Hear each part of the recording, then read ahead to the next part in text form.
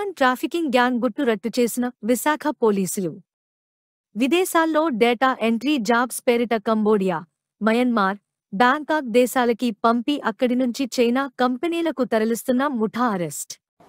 కంబోడియాకి తరలించడం. ఈ విధంగా దాదాపు 150 fellows, 150 persons from Andhra Pradesh have been trafficked to Cambodia అండి. కంబోడియాలో తీసుకువెళ్ళేసి వీళ్ళ ద్వారా అక్కడ మన వేరియస్ ఆన్లైన్ స్కామ్స్ ఏదైతే ఉందో అదంతా కూడా బలవంతంగా వీళ్ళని ఒక రూమ్లో కూర్చోపెట్టేసి వాళ్ళకి భోజనాలు ఇవ్వకుండా ఈ విధంగా వాళ్ళ మీద ఒత్తిడి తీసుకొచ్చేసి వాళ్ళ ద్వారా ఇండియాలో స్కామ్స్ నడిపించటం.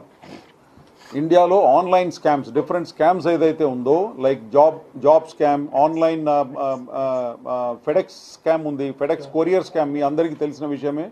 ఫెడెక్స్ కొరియర్ స్కామ్, తర్వాత క్రిప్టో కరెన్సీ రిలేటెడ్ స్కామ్స్, ఇవి అన్నీ కూడా అక్కడ బలవంతంగా ఒక రూమ్లో కూర్చోపెట్టేసి టాస్క్ గేమ్ స్కామ్స్ ఇవి అన్నీ కూడా మన వాళ్ళందరినీ కూడా ఇక్కడ నుంచి డేటా ఎంట్రీ ఆపరేటర్ ఉద్యోగం ఇప్పిస్తామని చెప్పేసి వీళ్ళ దగ్గర నుంచి కొంతమంది ఏజెంట్స్ ఉన్నారు, మన ఇండియన్ ఏజెంట్సే ఉన్నారు. ఆ ఇండియన్ ఏజెంట్స్ వీళ్ళ దగ్గర నుంచి ఇక్కడ లోకల్గా ఎవరినైతే మేము ఇప్పుడు అరెస్ట్ చేసినామో వాళ్ళు ముగ్గురిని మేము పట్టుకున్నాము.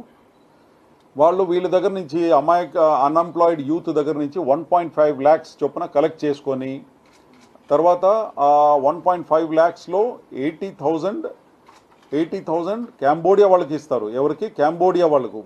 వీళ్ళకు మన దగ్గర నుంచి వెళ్ళే వాళ్ళకు పాస్పోర్టు, తర్వాత అక్కడ అకామిడేషన్ అండ్ వీసా ఫీస్ ఇదంతా కట్టాలి. కాబట్టి వాళ్ళు ఈయన దగ్గర నుంచి మన దగ్గర నుంచి మన పంపిస్తున్న మనిషి దగ్గర నుంచి 1.5 lakhs వసూలు చేస్తారు. దాంట్లో 80,000 కంబోడియా వాళ్ళకి పంపిస్తారు. కంబోడియాలో ఫర్దర్ ఏజెంట్స్ ఎవరైతే ఉన్నారో వాళ్ళకు 80,000 పంపించేసి వీళ్ళు 70,000 ప్రాఫిట్ రూపంలో వీళ్ళ దగ్గర పెట్టుకుంటారు. ఆ విధంగా ఉన్న ముగ్గురు ఏజెంట్స్ ఎవరైతే దాదాపు 150 అన్ఎంప్లాయిడ్ యూత్ని ఎవరిని అయితే ఇక్కడి నుంచి పంపించారో వాళ్ళ ముగ్గురు కూడా ఈరోజు అరెస్ట్ చేయడం జరిగింది. వీళ్ళందరి మీద కూడా హ్యూమన్ ట్రాఫికింగ్ యాక్ట్ కింద కేసు, తర్వాత ఎక్స్టార్షన్, wrongful confinement ఈ సెక్షన్స్ కింద, క్రిమినల్ కాన్స్పిరసీ ఆల్సో ఈ సెక్షన్స్ కింద వీళ్ళ మీద